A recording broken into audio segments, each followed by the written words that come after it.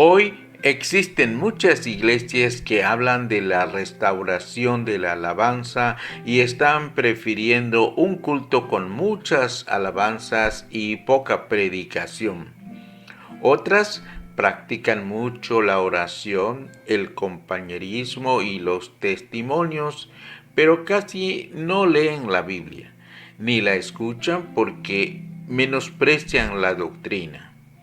Les gusta mucho cantar, como por ejemplo, no me importa la iglesia a que vayas, si detrás del Calvario tú estás. Si tu corazón es como el mío, da la mano y mi hermano serás. Sin embargo, aunque la alabanza, la oración, el compañerismo y los testimonios tienen una grandísima importancia en la iglesia, la doctrina es la que regula todas estas prácticas. Alguien dijo, si no sabemos explicar nuestra fe, no podemos compartirla. En primer lugar, vamos a ver por qué Timoteo debía esforzarse en la gracia. El apóstol Pablo escribió precisamente a Timoteo. En 2 Timoteo capítulo 2, versículos 1 y 2. Tú pues, hijo mío, esfuérzate en la gracia que es en Cristo Jesús. Lo que has oído de mí ante muchos testigos, esto encarga a hombres fieles que sean idóneos para enseñar también a otros.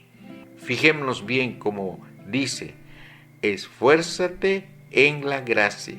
Es una frase que parece contradictoria, sobre todo para los hermanos que piensan que la vida cristiana es solamente para disfrutar. Sin embargo, aunque ningún esfuerzo nos podría salvar, sino solamente la gracia de Dios por medio de la fe en Cristo, ya siendo salvos, el Señor quiere que nos esforcemos porque Él nos fortalece precisamente porque estamos en su gracia. Timoteo tenía que esforzarse porque tenía que suceder al apóstol Pablo. Pablo, el apóstol, ya tenía una sentencia de muerte y estaba preocupado porque él era el principal conocedor y expositor del Evangelio.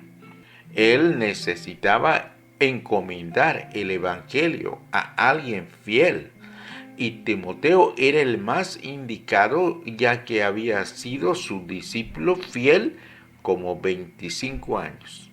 Timoteo tenía que esforzarse por su propio carácter. Aunque Timoteo era un siervo fiel y por lo tanto piadoso y santo, parece que era de un carácter un poco tímido que necesitaba ser motivado. Timoteo tenía que esforzarse porque predicar y enseñar el Evangelio no es algo fácil. Y Pablo, el apóstol, lo sabía.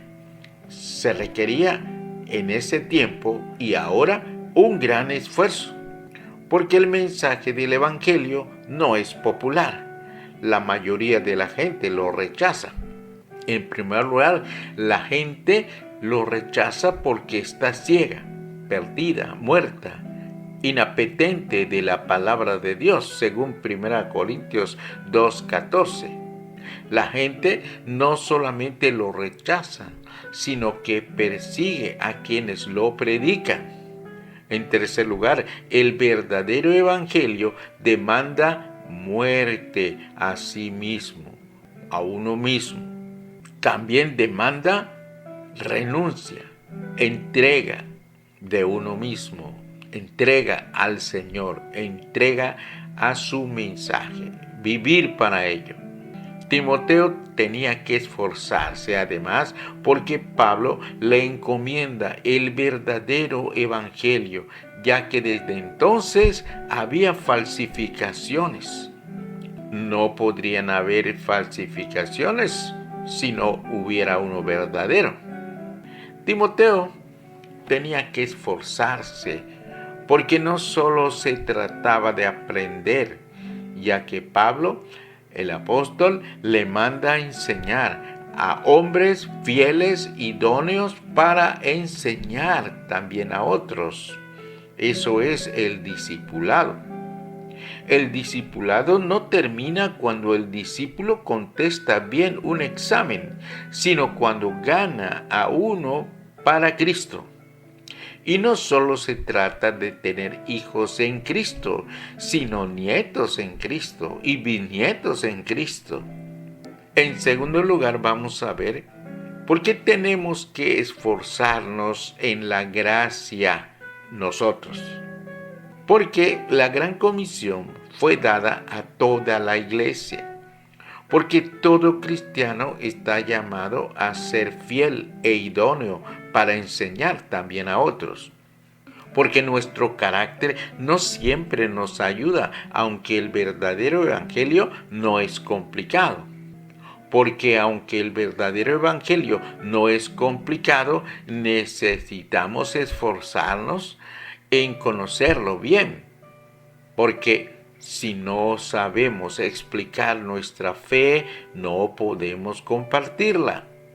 Necesitamos memorizar textos básicos para predicar el Evangelio y mientras más conozcamos la Biblia, será mejor.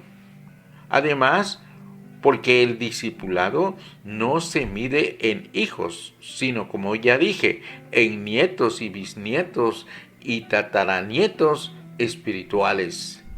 Por eso tenemos que esforzarnos en la gracia nosotros. Porque además, si no enseñamos a otros, al morir nosotros, ya no habría iglesia. México dejó de excavar pozos petroleros por falta de presupuesto durante 8 años y después, cuando quiso hacerlo, ya no había gente capacitada. Tuvo que traer gente extranjera para hacerlo. ¿Qué pasaría si la universidad dejara de preparar médicos? Habría que importarlos. En tercer lugar, ¿cómo podemos esforzarnos en la gracia? La Biblia dice en 2 Timoteo 2, del 3 al 6. Tú, pues, sufre penalidades como un buen soldado de Jesucristo. Ninguno que milita se enreda en los negocios de la vida a fin de agradar a aquel que lo tomó por soldado. Y también el que lucha como atleta no es coronado, sino lucha legítimamente. El labrador, para participar de los frutos, debe trabajar primero. Aquí nos está presentando que uno debe ser como soldado, debe ser como atleta y debe hacer como labrador. Y para cualquiera de esas tres cosas necesitamos disciplina, necesitamos esfuerzo. Debemos esforzarnos como soldados. Es un asunto de muerte. Pablo estaba a punto de morir por el Evangelio. Los cristianos debemos morir a nosotros mismos, ser quebrantados, negarnos a nosotros mismos, vivir para Cristo. Un cristiano no debe enredarse en las cosas de la vida y ya no tener tiempo para ser un verdadero discípulo, discipulador. Es verdad que hemos de trabajar, sostener a nuestra familia, pero no debemos comprometernos tanto en cosas sociales, divertidas y tanta cosa que puede ocupar el tiempo que debe servir. No hay que olvidar que somos soldados, también somos atletas, luchando legítimamente. y también sujetos a las reglas de la palabra de Dios. Para obedecer las reglas debemos conocer bien la doctrina bíblica. Un hacha bien afilada corta mejor. Debemos esforzarnos también como labradores. Debemos trabajar primero para después participar de los frutos. Debemos sembrar oportuna y esforzadamente. Como los labradores también debemos cosechar hoy con alegría lo que Dios ya regó, germinó y maduró. La mies es mucha. Hay gente que no quiere el Evangelio, pero hay otra que nos está esperando. En conclusión, Dios nos salvó no solo para que disfrutemos los beneficios de ser salvos. La gracia por medio de la fe nos fue dada para que andemos en las buenas obras que el Padre preparó de antemano para que anduviésemos en ellas. Dios nos salvó para alabanza de la gloria de su gracia. Y estando en esa gracia que es Cristo Jesús, debemos adorarlo y enseñar a otros a hacerlo. Lo hemos de adorar con cantos y apartándonos para Él en santidad. Pero también lo hemos de adorar con la obediencia a su palabra y por lo tanto con el evangelismo y el discipulado, que servirán para perpetuar la iglesia hasta que Cristo vuelva. Así que aprendamos dos cosas: esfuérzate y esforcémonos en la gracia. Y esforzarnos en la gracia es esforzarnos en Cristo. Aunque lo que voy a decir no me hace agradable ante ustedes, tomen en cuenta que no soy un animador. No leí el periódico en este momento, no, sino que les prediqué la Biblia. No les estoy dando sugerencias, les estoy predicando las órdenes de Dios. Y si no cumplimos el mensaje, estamos en franca desobediencia contra Dios. Así que esforcémonos en la gracia de Cristo. Que Dios les bendiga.